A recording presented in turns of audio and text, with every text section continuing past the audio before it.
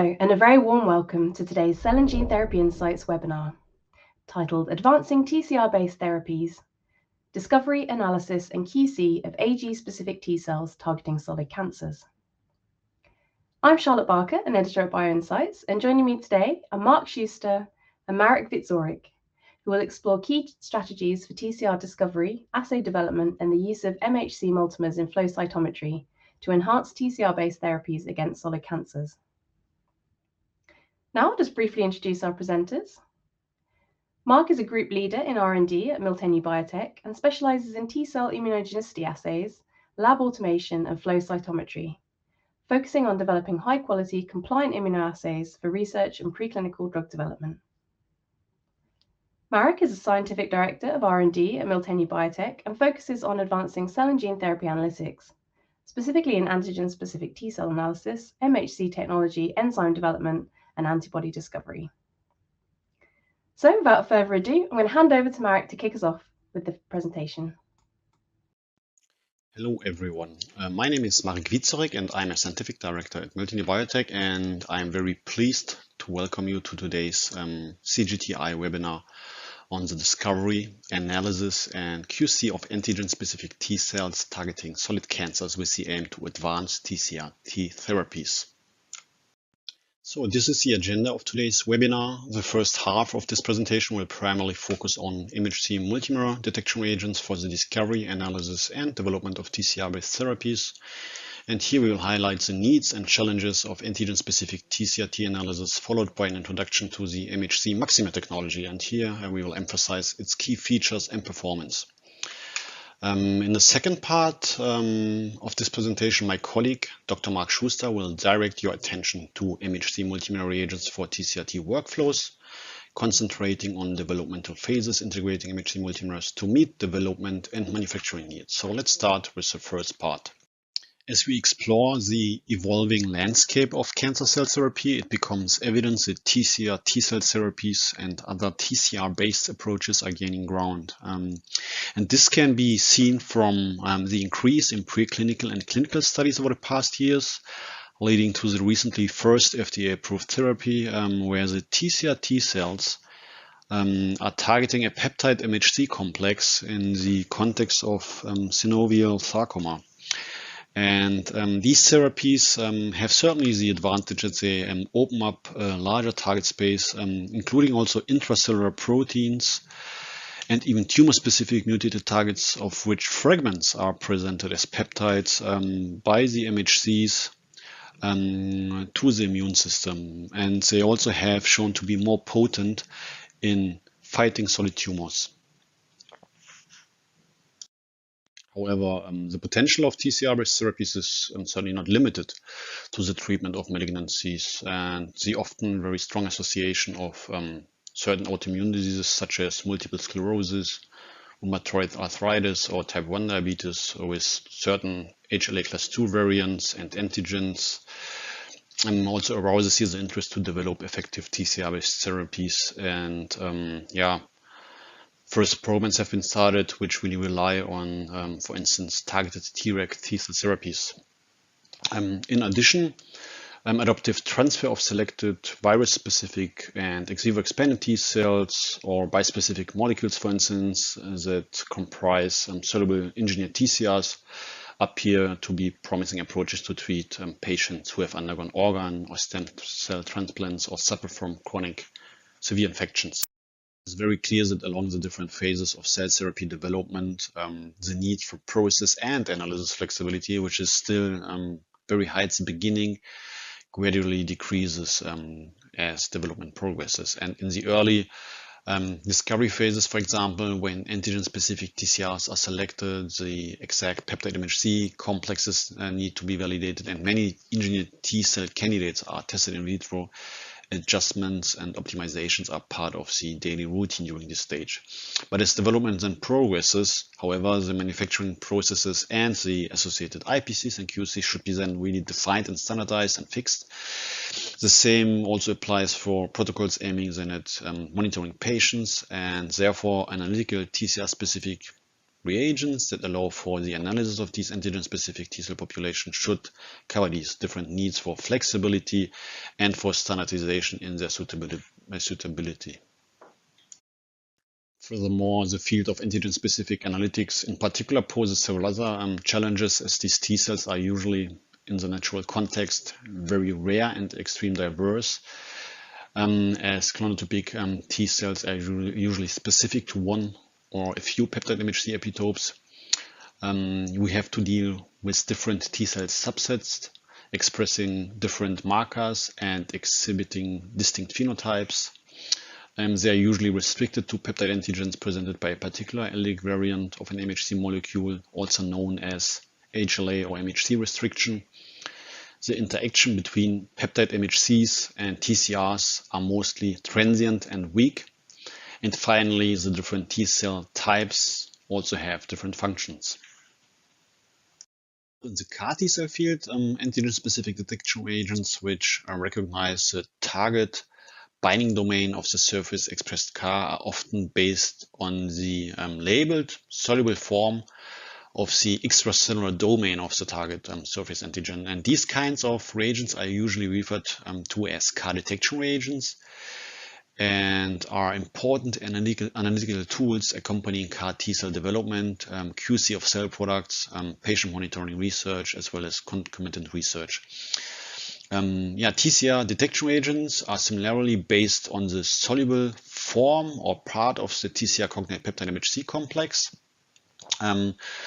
With a little difference that they on top need to be really multimerized to benefit from the multivalency effect here. And mostly used formats in the field are MHC tetramers, which are assemblies of up to 4 peptide MHC complexes, which are biotin-related site-specifically bound to fluorochrome labeled streptavidin.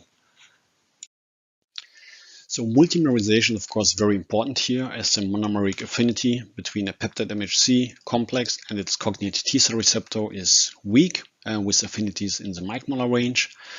Multivalency is therefore critical here to gain avidity, and only then we are able to antigen specifically label T cells, which are mostly low frequent. And what we then may obtain is shown here on the right, when in this case staining A1 positive donors who experience a SARS-CoV-2 infection with the respective multimers.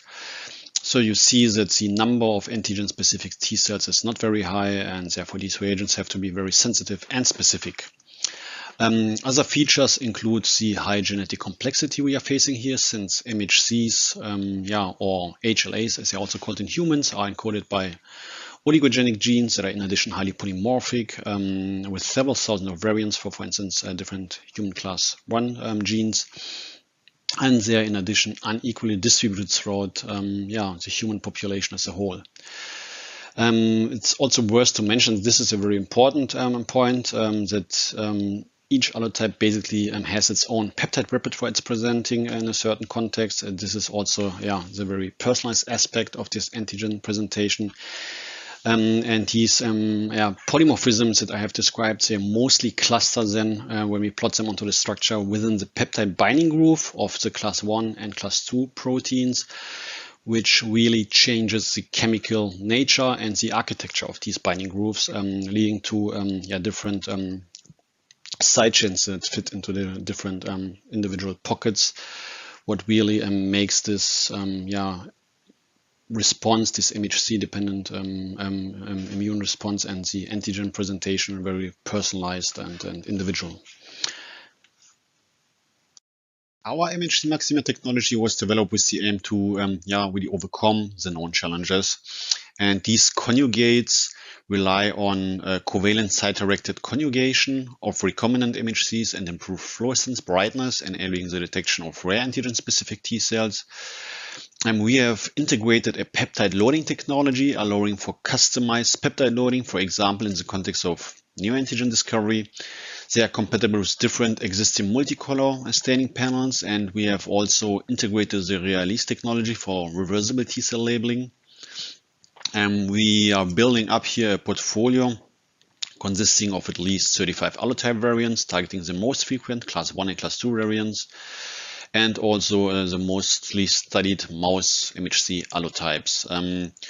Our oligovalent design maximizes avidity and specificity, and this makes it really possible to also then stain lower affinity TCRs, also in the context of antigen-specific CD4 T cell detection. And they can be integrated easily into different research and translational workflows and are compatible with different T cell isolation strategies. The product portfolio consists of 3 growing product classes for flexible but also off-the-shelf analytics of antigen-specific T cells. And here we have at first our MHC MACSimer Flex kits, which are very easy to use peptide loading kits, allowing researchers to load the peptide of interest by themselves onto the Flex reagent, incubate for a certain time, and then directly proceed with staining. And here we are aiming on covering more than, for example, 90% of the most relevant class 1 and class 2 variants in Europe and other areas of the world, and also include some of the relevant murine allotypes, and they're already available right now, the first kits in PE and VIRUS667 and APC analog, but more colors will follow. And our Flex kits can not only be right now combined with the customer's own candidate peptides, but also with our MaxPep single peptide product portfolio here, including various cancer-related epitopes, for instance, PRAME, KRAS, or MAGE-derived peptide antigens with CMV, EBV, or HPV-specific peptidic antigens and autoimmune-related epitopes. And this product class comprises approximately 300 different peptides and may also be used for T-cell priming or expansion workflows. And finally, for more standardized T-cell analytics in the later phases of TCR T development, our peptide-loaded MHC MACSimers, also our off-the-shelf reagents, are ideal reagents for IPC, QC, or during TCR T manufacturing and patient monitoring research, and to track, for instance, the transduction efficiency during the clinical manufacturing process or the T-cell persistence in patients. As mentioned, our MHC MACSimers were developed to exhibit enhanced brightness and sensitivity, as really both properties are very crucial for the detection of rare T cells during the different stages of TCR T development. And therefore, when we are analyzing, for instance, H2KB ovalbumin reactive CD8 T cells from urine-91 splenocytes spiked into an unreactive background by flow cytometry with our MHC MACSimers, and then when we gate also on CD3 T cells, we obtain a way brighter and more distinct peptide MHC specific T cell fraction with our MHC MACSimers, compared to stainings using really this classical MHC tetramers that I have mentioned at the beginning. And this is then also reflected in a significantly higher MFI value and in staining index, which is basically the ratio of the negative and positive population, and a very meaningful measure for evaluating the quality of a staining procedure. Consequently, these reagents can be used to analyze frequencies far below 1% of the antigen-specific population within the CD8 fraction, or to effectively then also enrich these T cells, as shown on the right here, when staining HLA-type donors who have experienced CMV, SARS-CoV-2 or EBV infections with the respective MHC MACSimers loaded with an immunodominant peptide. And you see that the responses in these allergic backgrounds are sometimes very lower, but the MHC MACSimer allow for very specific detections, even of this very few T cells. And the reason for the increased sensitivity is based on the efforts that we have invested during the development, where we have applied statistical design of experiment approaches as a first step, in which we have tested different backbones, different numbers of MHCs and fluorochromes to really maximize the avidity or multivalency effect and improved TCR interaction, while really minimizing then the background of staining. It's worth to mention that we further thoroughly test the composition and performance during the production process and before product release to ensure really a high quality and high lot-to-lot consistency of our products. In the context of applications related to the screening of potential new T-cell epitopes or validation of newly discovered TCRs, It was also crucial for us that our peptide loading kits are easy to handle, but also match the high quality of the off-the-shelf MACSimers. And our flex kits, they come with a very simple loading protocol, no multimerization is required, and it takes only 10 minutes hands-on time and an overnight incubation before we can directly proceed with staining and analysis. When we apply these flex kits on CMV-PP50 positive HLA type donors, it is evident that the brightness and that the stain index is significantly higher than that of classical tetramers, co-refolded with the PP50 peptide. And what you see here as a control is the peptide unloaded flex kit. A comparison of the performance of our MHC MACSimer flex kits with other state-of-the-art multimer technologies also highlights the advantage in terms of brightness and SI. And this then applies to, for instance, both here expanded CMV PP65 specific T cells spiked into negative PBMCs, or ex vivo primed MAT1 specific T cells, where in both cases MFIs and SIs are approximately 1.5 to 2 times higher when compared to the SIs and MFIs of other technologies. As peptide MHC2 interactions are even weaker compared to these peptide MHC1 TCR interactions by a factor of approximately 5, the analysis of these antigen-specific T cells is even more challenging. And what you see, however, on the right are ex vivo prime T cells specific for DR1 and DR4 bound to an immunodominant influenza HA epitope, and stains then with the flex kits and compared to the competitor technologies, and the superior performance of these MHC class 2 flex kits makes it really possible then to better discriminate here clearly the positive from the negative fraction, where other technologies seem to reach really their limits. And our MHC MACSimer staining protocols are comparably fast and simple, requiring only a 10 minutes multimer staining step, followed by a 10 minutes counter antibody staining step, minimal hands-on times. And as mentioned, we have the option to release the reagents then from the cells to obtain minimal manipulated T cells. They perfectly integrate into co-antibody staining panels that we have developed for them using our rare affinity recombinant antibodies. And we are further have different panels still in development, for instance, for IPC QC or TCR T cells that are based on our stain express cocktails. We have just released a T cell differentiation panel, and also soon will come up with a T cell exhaustion panel. Finally, MACSimers are compatible with multiple workflows, and we will see more on this in a moment. But for both fluorochromes of the MACSimer reagents, we have integrated the Realis technology, which enables you to release the MACSimers from the T cells after staining, leaving the T cells basically unlabeled, which is of interest certainly for follow-up applications or to allow for sequential staining.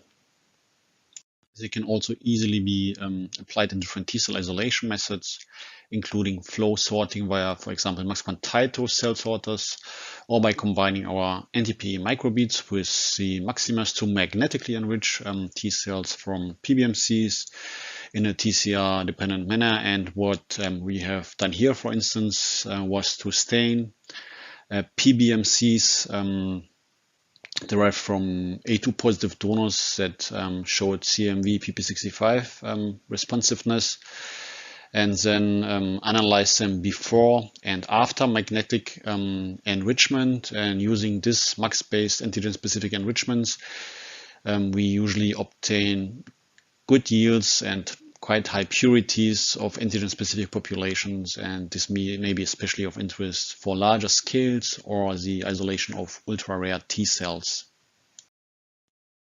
And with that, I would like to thank you for your attention and hand over to my colleague for the second part. Hello, my name is Mark Schuster. I'm group leader at Miltenyi Biotec, and my work at Miltenyi focuses on the development of antigen-specific T-cell detection assays.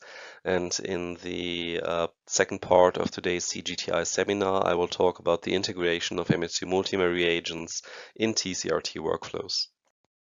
The success of any kind of TCR-based immunotherapy depends on the identification of the right tumor reactive T-cell receptor.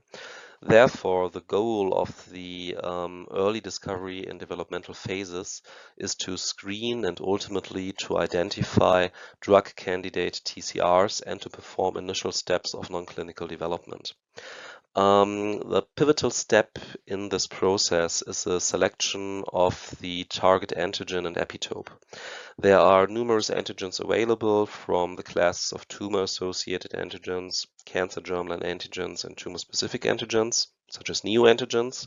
I will not go here into detail on how to select such target antigens, but it's important to consider numerous factors, for example, on-target off-tumor effects. Usually, when you have selected your target antigen and you want to screen for a candidate TCR, it's important to have an enriched sample of antigen-specific T cells and to isolate the antigen-specific T cells from that sample. Because antigen-specific T cells are extremely rare, usually such workflows do require isolation and enrichment. For that, you need extremely sensitive and very well-designed detection assays for these antigen-specific T cells. And such detection assays usually begin with sample preparation procedures, for example, PBMC isolation, and then it's followed by antigen-specific T cell stimulation or MHC peptide labeling of the T cell receptors, which are the two main methods to detect antigen-specific T cells. The first method, detection via stimulation, for that you require, for example, PBMC sample, and you are treating that sample with your antigen of interest or with a peptide pool derived of that antigen of interest, and the APCs in that sample will begin to process and present the fragments of that antigen. Hopefully you have T cells in your sample which can react to that antigen fragment, and then this causes an activated T cell phenotype, which you can detect using flow cytometry or alternative methods, for example, ELISpot. The other option to detect antigen-specific T cells deals with MHC peptide multimers, such as our MACSimers, and here you do not need to stimulate the sample because you are directly staining the TCR with your specificity of interest. Both of these methods at this stage of candidate TCR discoveries have disadvantages and advantages. For the detection via stimulation, for example, you are screening for T cell receptors in an MHC unbiased fashion, because you do not need to have here any information about the MHC of interest, which means in the later steps of the discovery and developmental phases, you need to verify the restriction of the T cell receptor candidates you have identified. On the other hand, when you have MHC peptide multimers, you already need to have a minimal information about the processing of your antigen or your target epitope, and you are already restricting the T cell receptors to a specific allele which you are using with your MHC peptide multimers. As I said, both have advantages and disadvantages, and you have to consider them when you select these methods for your TCR T drug development process. To give you a few data examples of such a workflow, we have here at hand a pre-gated CD4 T cell population, on the left-hand side unstimulated, on the right-hand side stimulated. And we analyzed here the activation markers interferon gamma on the x-axis and CD154 on the y-axis. And you can see here upon stimulation, the reaction of the antigen-specific CD4 T cells in that particular sample. And you can see already the usual issue with the detection of antigen-specific T cells, that we are dealing here with extremely rare cell populations. So an optional step in that workflow is to include enrichment prior to analysis or prior to downstream applications. We usually at Miltenyi do this, of course, using magnetic enrichment or using flow sorting via Tyto. And if we enrich these cells in here via CD154, we can nicely increase the sensitivity of the assay, and we can even have an enriched and isolated antigen-specific T cell population, for example, for downstream sequencing approaches, which is essential for the identification of drug candidate TCRs. And the protocol here on the right side is one of our fast and most sensitive antigen-specific T cell detection methods called ARTE. So the example on the last slide dealt with an antigen-specific T cell stimulation, but of course we are dealing in today's webinar about MHC multimer reagents. So the example here is from an MACSimer stained CD8 cell population.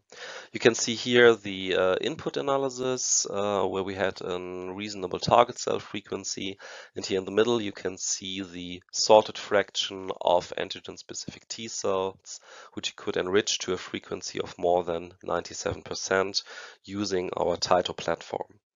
And these enrichments, as I said before, are essential for your downstream applications in drug candidate TCR identification, meaning the sequencing approaches which are usually done. It's fair to say that under certain circumstances, you will not have sufficient T cells in your initial sample to perform an antigen-specific analysis or even to have sufficient material for your downstream application. For that, it's well established in the field to amplify antigen-specific T cells using expansion. You're doing that via the addition of your antigen or peptide pools derived from your antigen, via the addition of cytokines and certain antibodies to boost T cell activation and proliferation. It's even possible to combine magnetic enrichment with the antigen-specific expansion to further increase the T cells you have at hand for your downstream application.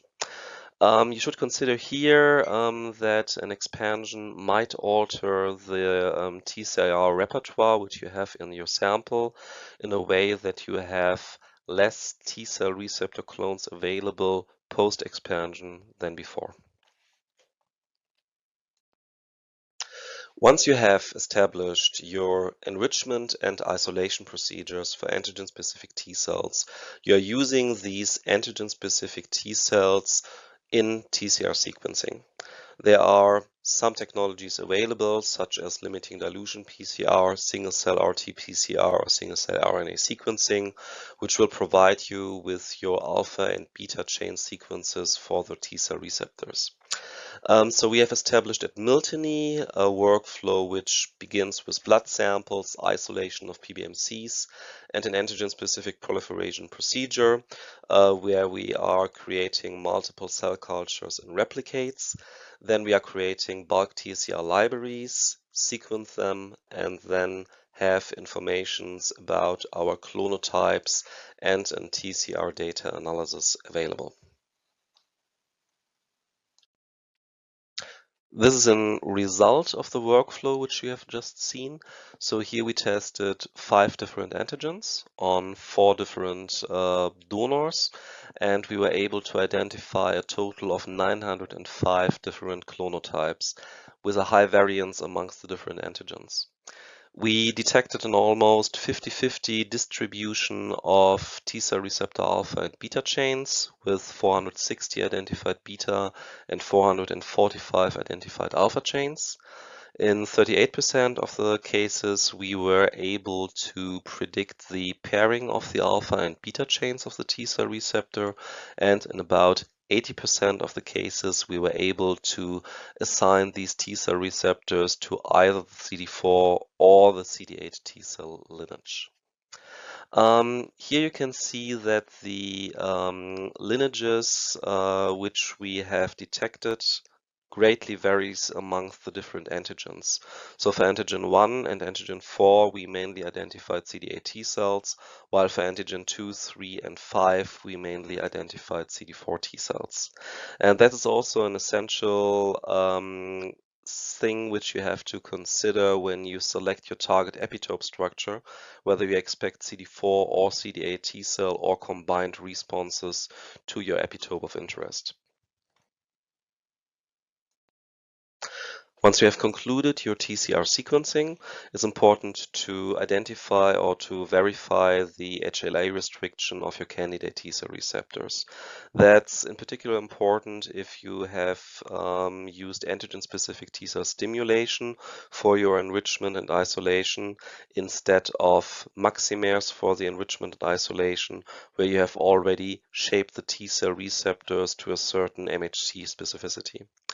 Once you have here now identified a TCR, it's essential to perform TCR efficacy and safety analysis in non-clinical development, which means that the TCR avidity is determined, the correct alpha and beta chain T cell receptor pairing is ensured, and that toxicity and pharmacokinetic studies are done. This is followed by CMC activities, which means that you have to set up a TCR T manufacturing process. Miltenyi is offering here the Clinimax Prodigy platform and commercially available TCT processes, which usually start with an leukapheresis product, followed by steps of the genetic engineering of these T cells to finally have a drug product of T cell receptor transduced T cells. In line with the setup of the manufacturing procedure, it's also critical to develop analytical testing protocols. Basically for in-process controls to measure cellular composition, separation performance during cell preparation, viability and transduction efficiency of your final drug product. And it's also important to define CQAs and a corresponding QC release testing procedure, which is usually based on the purity, identity, content, and potency of your final drug product. The goal of the clinical phases 1 to 3 is the evaluation of drug safety and efficacy. And for that, you critically need the IPC QC assays, and there exists a regulatory framework for the development of such assays. It's in the ICH Q2 and Q14 for the development and validation of analytical methods. Flow-specific validation is covered using CLSI H62, and devices should be compliant with 21 CFR Part 11. So these regulatory frameworks contain some assay parameters which needs to be characterized and tested, such as specificity and selectivity, intermediate precision, reagent stability, lot-to-lot consistency, robustness, linearity, and certain limits of your detection methods, limit of blank, limit of detection, lower limit of quantification. To give you an example of specificity and selectivity and how you might be able to improve it, so you can see here a MACSimer PE stained sample towards a negative control. And such negative controls during development can be selected on the basis of allele match, antigen mismatch, or often allele mismatch, antigen match, meaning that you have to consider here various different negative controls which need to be tested for your assay in order to ensure the specificity of your stained sample. An possibility further to improve the reliability of your antigen-specific T cell detection method is to use two different MACSimer reagents with the same specificity. So you can see here on the left-hand side, see in so-called simplex staining, where we just stained with a MACSimer in VIOR667, which corresponds to APC. And here on the right-hand side, you see in duplex staining with VIOR667 and a MACSimer in PE. And these duplex stainings allows you to distinguish unspecific stainings from specific stainings, which can further help you to address the aspect of specificity and selectivity in your analytical method. Most of the IPC QC assays in the TCR T workflows are flow cytometric assays, meaning that you will have to titrate your detection reagents, the antibodies, as well as the MHC multimers. So here you can see an example of a titration for one of our MACSimers in PE, which we titrated between 2.5 and 36 nanomolar. And you can see here the population of antigen-specific T cells. You can further see that the frequency of antigen-specific T cells analyzed with these various titers are on a reasonably constant level, while the median fluorescence of PE is increasing with higher concentrations of the MACSimer. Once you have identified a concentration you wish to work with, it's of course essential to perform linearity studies with different concentrations of your target population in order to ensure that the concentration you have selected is working within the expected amount of cells you will have for your analytical procedure available. So when you have established your IPC-QC assay procedure, you will deal from time to time with lot-to-lot consistency issues because you will receive a new lot of a given analytical component of your IPC-QC assay. For the MHC MACSimers, we have established protocols and procedures in our production department to ensure that the quality of our MACSimers remain quite constant. As you can see here, this is an example of one of our MACSimers in Bio R667, stained with the same negative control and stained with the same sample, that the frequency of these two lots is very comparable, and also the mean fluorescent intensity in Bio R667 is very comparable, meaning that we can support the qualification of the reagents for your analytical assay procedures by providing a constant quality, which we have reached here with our production procedure for the MHC multimers. So finally, I would give you an application example of a MACSimer in a TCR T manufacturing workflow. So these are data which we have created internally using our TCT process with the Clinimax Prodigy platform, where we harvested transduced T cells on day 12, and these T cells were transduced with a T cell receptor specific for delta NPM1. Here you have untransduced T cells as a negative control for the assay, and here you have the transduced T cells stained with our MACSimer. You can see here the very nice mean fluorescent intensity of the MACSimer in PE and the frequency of almost 90% of T cells present at the end of the TCR T manufacturing process. So other important activities of the clinical phases 1 to clinical phases 3 are immunomonitoring and concomitant research. And immunomonitoring in particular heavily relies on standardized and validated flow cytometric analyses. So to help this standardized analysis, Miltenyi provides a so-called StainExpress product. StainExpress is a cocktail of dried antibody fluorochrome conjugates, which allows to analyze a sample of interest, which is usually an blood sample which is drawn from the patients during the clinical trials.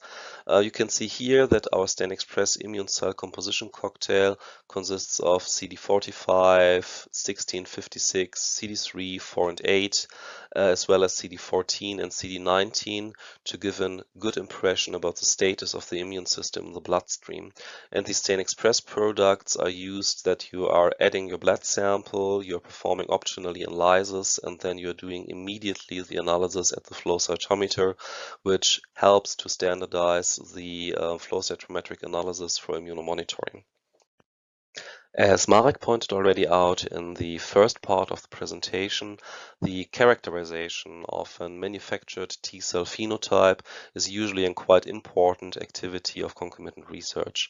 So at Miltenyi, we developed a characterization panel for antigen-specific T cells, which determines the maturation in terms of effector and memory activity of these T cells. So we developed a panel which uses a duplex staining with PE and VIOR667, staining the same specificity, and we combined it with a multicolor phenotyping panel suited for our MACS16 platform. So you can see here example data with the standard pre-gating on lymphocytes, doublet exclusion, gating on CD3 positive cells via excluding CD40 and CD20 and dead cells, then gating on the corresponding T cell subsets, in that case CD8, and then on MACSimer double positive cells. As I said before, we made here duplex staining in VIOR667 and in PE. Furthermore, this panel contains CD45RO, CD62L, and CD28, and that allows us to further characterize the phenotype of that population.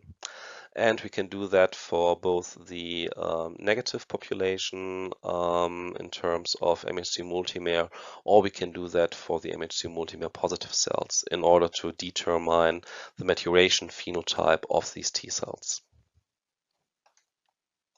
As soon as your T cell receptor made it into the commercial space, usually the goal is to provide a cost-effective and reliable therapy. So you will have certain requirements for your GMP environment and also for your IPC QC assay. One of them will be most likely the scalability of production and IPC QC, because in the commercial space you will deal with much higher numbers of therapies you have to generate compared to the clinical phase. For that, automation of both production and IPC QC is essential. You will have to deal with the connectivity and the integration of that automation to reach a 24/7 operational system. Also in consideration is your cost effectiveness. Here, standardization, operator reduction, a professional reagent stock management, and automation are also essential to reach the cost effectiveness. And in terms of reliability, it's important to mitigate the risk of an error during production or IPC QC testing, meaning you have to reduce variability, to improve standardization, and also here to automate as many of the process steps as possible.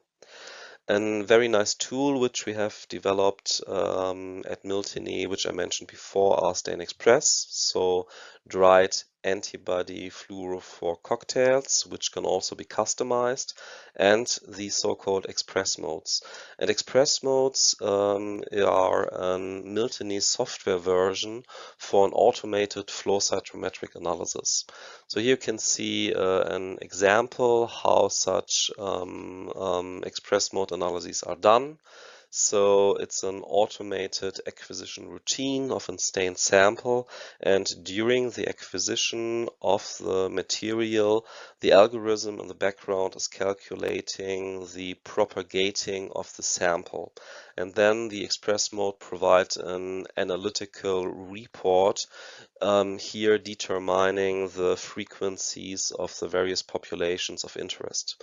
Also, these express modes can be customized for the purpose of the IPC QC assays. And we have begun at Miltenyi to combine our MHC multimers with StainExpress and express modes to ensure the combination of antigen-specific T cell analysis with the benefits of dried reagents and auto-analyses for TCR T processes. On the previous slides, as you've seen, I mentioned various times the word automation, because automation is very essential for the commercial space. Because you're dealing here with the scale up of the production and also with the scale up of the IPC and QC procedures. However, automation occurs usually during the entire journey of the drug development process. In discovery and developmental phase, when the SOPs are developed as well as the flow cytometric assays, there's a relatively low sample throughput and usually a single development site for the TCR T product. So in here, there is flexibility of your platforms required, and usually there's built-in automation, for example, in terms of the prodigy process or in terms of analytical routines of the MACSquant analyzers. For the clinical phases 1 and 3, when the parameters of the assays are defined, you usually have a higher sample throughput, and there's a need of instrument alignment and instrument comparability, because you have here most likely already multiple production sites. So in here, compliance is getting more important. So usually here, certain key steps of the IPC QC procedures are already automated, for example, stainings or analytics, for example, if you consider express modes and stain express. And in the commercial space, once you reach it, the flow assays are more or less fixed, as well as the production procedure. There is a high upscaling and a higher sample throughput, and you are dealing with multiple production sites. So, and in here, usually the wish is to have a fully integrated, automated workflow for both the production and the IPC-QC procedure. However, to reach that automation in the commercial space, it is important that you consider already the requirements for automation in the discovery and developmental phase, in a way that you select the reagents, such as Stain Express, the analytics, for example, in terms of scale-up and compliance, the express modes, and the Prodigy platform, because switching the automation hardware in the commercial space is a very hard transfer problem. So we definitely recommend to use hardware and reagents already in the discovery and developmental phase and in the CMC activities, which will later be integrated into automation. And in Miltenyi, we are providing projects such as Stain Express and the Express modes, as well as the MAX 116 and the Prodigy, which can be easily integrated into automation routines and platforms.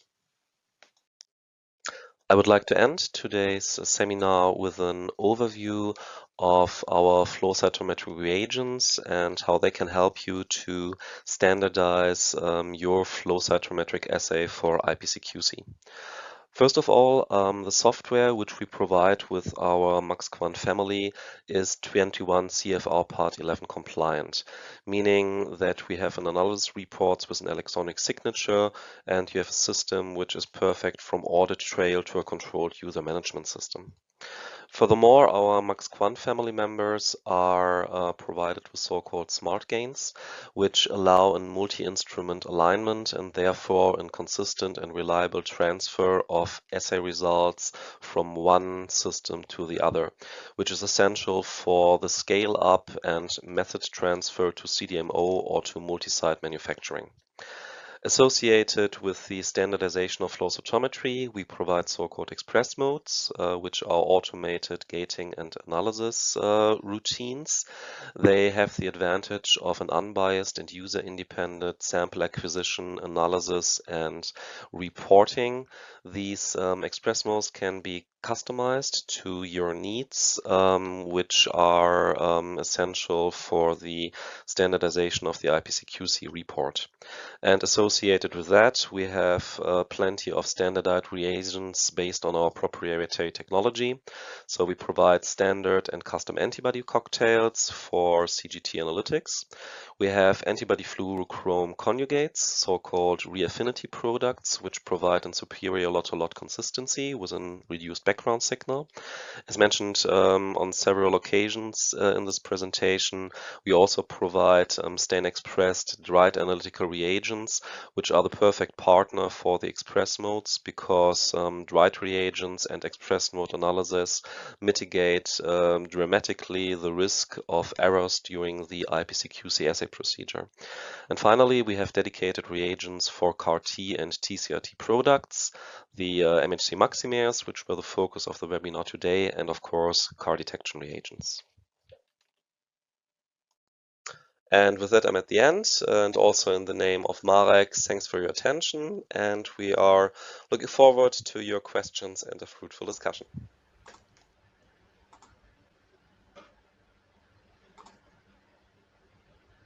Brilliant, thank you very much, both of you. So now we're going to start our Q&A, so I'd invite you to join me on camera so that hopefully the audience can see us. So a few questions here. So on one slide, you showed stainings of antigen-specific T cells, where one population forms a diagonal, while the other looks more classically distributed. Can you comment on that?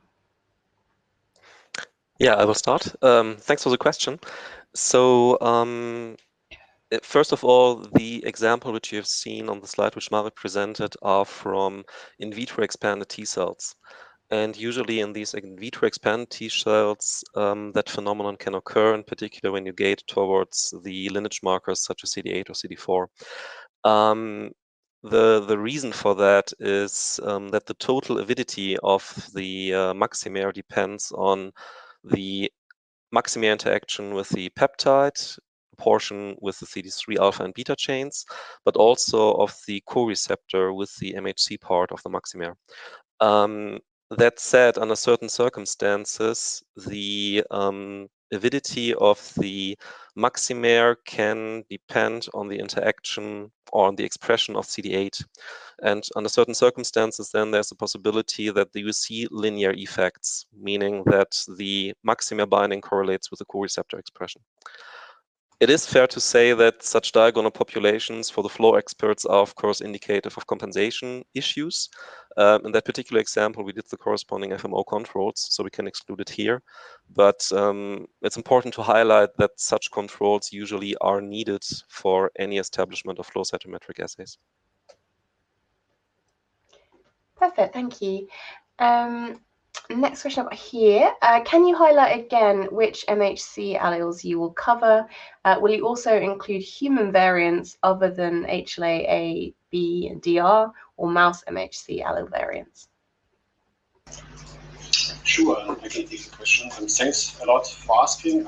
Yeah, so we are indeed focusing the portfolio very strongly on the most frequent HLA-A and B variants, class 1, human class 1 variants, and DR, to cover, yeah, potentially more than 90% in different areas of the world, but we will also include the most intensively studied DQ, DP, HLA-A, and HLA-C and HLA-E variants, and also the mostly studied mouse variants. Thanks for asking. Brilliant. How much peptide is required for efficient loading of these flex kits? Oh, so I can take it as well. Yes, thanks again for asking this question. So it depends a little on the affinity, but it's really not much. So we are talking about for a whole kit about a few nanomole, or in micrograms is something like 5 micrograms on average for the whole kit, for a whole flex kit loading. If you would like to do several loadings in parallel, what one can do with the flex kit, it can be way less. Minimal amount. Okay, brilliant, thank you, Marek.